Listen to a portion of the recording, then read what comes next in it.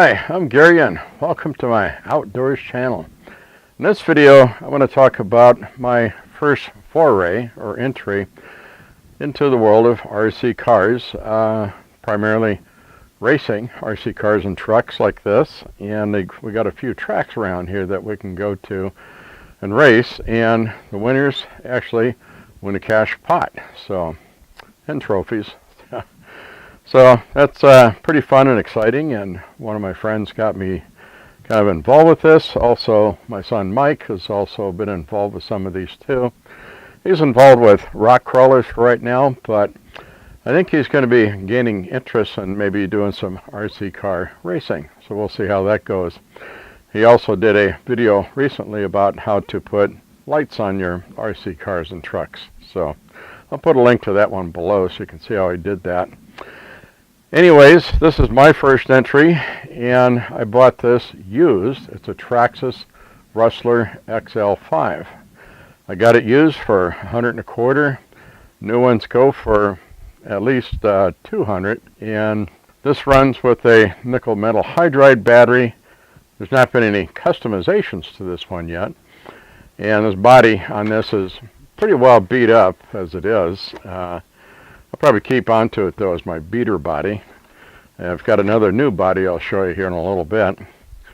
But inside this here you can see that it's a basic chassis and so forth, and battery packs right in the middle here. And motors and gears and all that stuff, the receiver. And works pretty good. So what I can do is I'll show you a little bit how this operates. Turning on the radio controller here.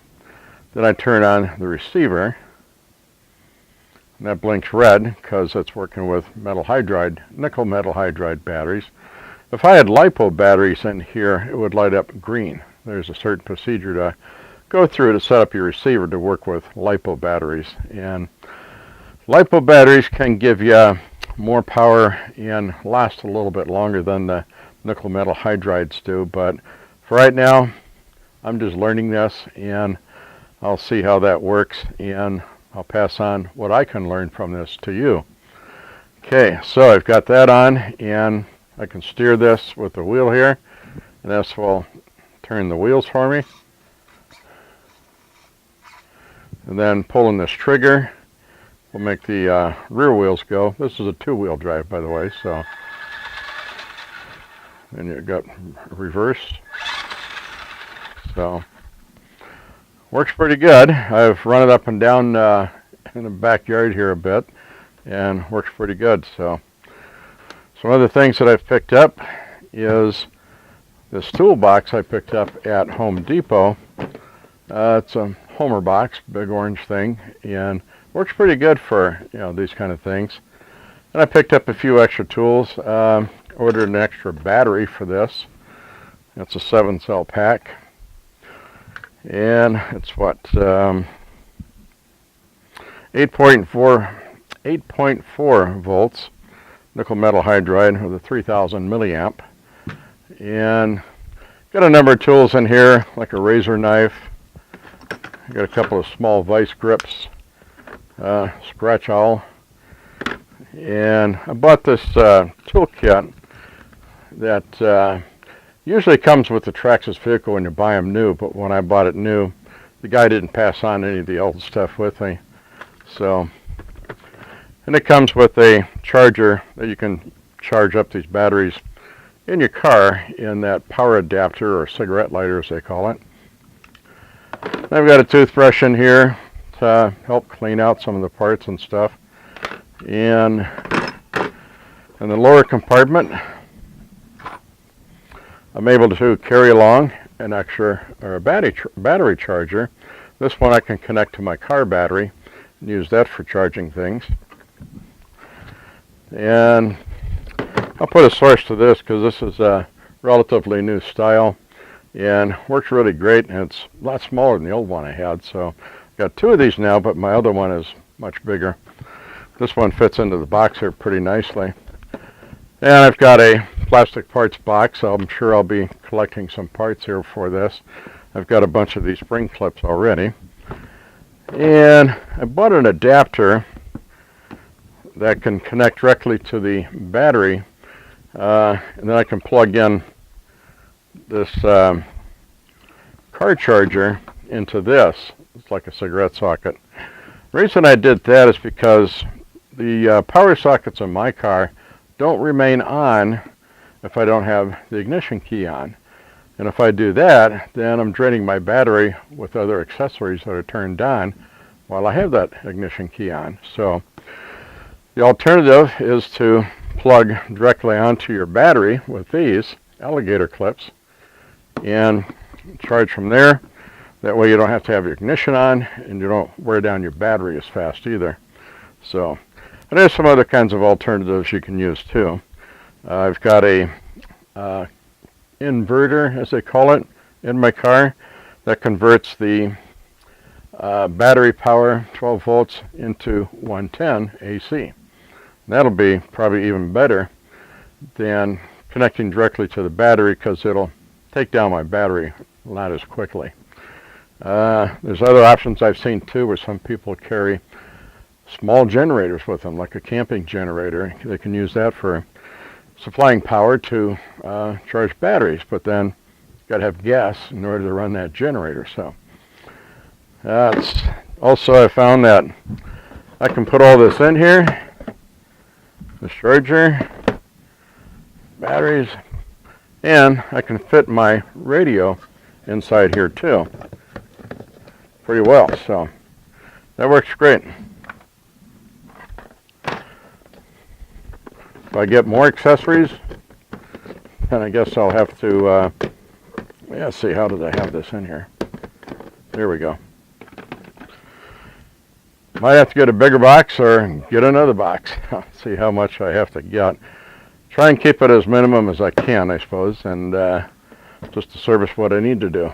But if you get other types of vehicles, if I get some more vehicles, like a lot of my friends do, then I may have some more tool needs for those. So we'll see how it goes.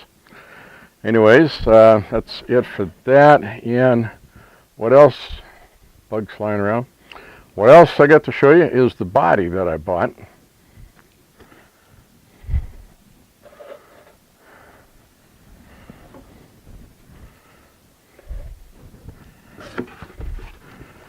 I bought this off of Amazon, and I'll give you a link to that. Got a couple of paint colors, actually a green, which is going to be the primary color I'm going to use on this body. I like green.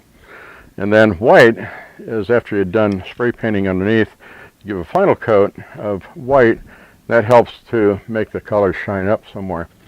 But this body comes in a bag like this.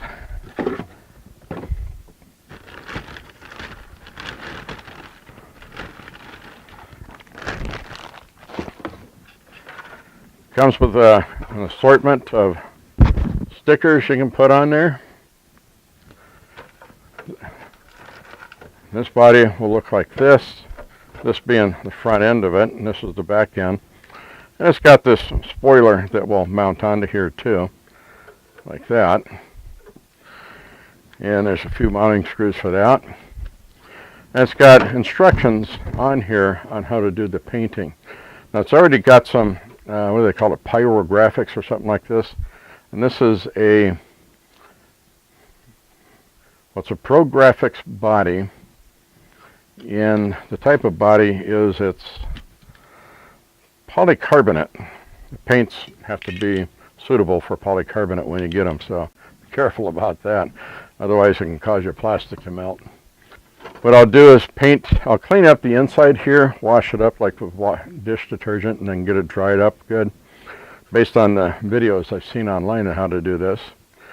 And then, this has got a lot of clear points in here, where what I paint with will show up and show through the color. And this has got a plastic coating on the outside of it here. Once we're done with all the painting, then we can peel the plastic off. That helps protect it from any paint getting on the outsides of the car body. So, also what I might do is, we got a few holes here for where these mount on to the car, or the chassis here. I'll put a small piece of tape over these holes here, because I'm afraid when I'm spray painting on this side, something might blow through here and maybe discolor that a little bit. So a small dab of tape on there will help prevent that. Then, once I've got my main body colored in there with the green, let that dry up well. And you take light coats, you take several coats at this, let it dry between coats. Once that's done enough, then I'll spray paint the inside of it with the white, and that helps to make the color shine through better when it's got that white background on it. Now you can use white, silver, or black. It depends on the different effects each one of those gives to the how the paint shines through the body after that. So that's basically what I'm going to do. This is such a pretty body. The way I see these guys at the racetracks beat these cars up, I mean, they beat the heck out of them. And I hate to take something like this and take it out to the track and beat it up. So I might use this as kind of like my show body. Now, maybe see if I can pick up some other bodies along the way somewhere and make them my beater bodies, like this one. This will be like a beater body that I'll use. Maybe I'll paint this up and clean it up a little bit and give it some different colors, I'd like to have something of a color on the racetrack there where it stands out and I can easily spot my vehicle. So that's what I'll try and do. So that's where I'm going with this, and I'll keep you posted here as I go along and do the paintings and so forth. And as things come up, if I have to do some repairs to it, there's tons and tons of videos out here on YouTube about all this stuff, but I'll give you some tips and tricks of my own that maybe I don't see on the other videos. We all run into something, and sometimes different things work for us that doesn't work for other people. So all depends on what you like a lot of times too, and what you're used to. So thank you for watching this video. I hope you enjoyed it, and I hope you got some inspiration. So please give me a like, give me a thumbs up, and share it with your family, friends, and other outdoors enthusiasts. And please subscribe so you won't miss anything. And when you do, be sure to hit that bell icon so you won't miss any new videos that come out. And if you have any comments, any suggestions, tips and tricks for me that I can share with other viewers, I really appreciate to hear from you, because that's what this channel is all about, is sharing information with each other. So I want to do that. I want to hear from you and see what you have that we can use and we can share. Thank you.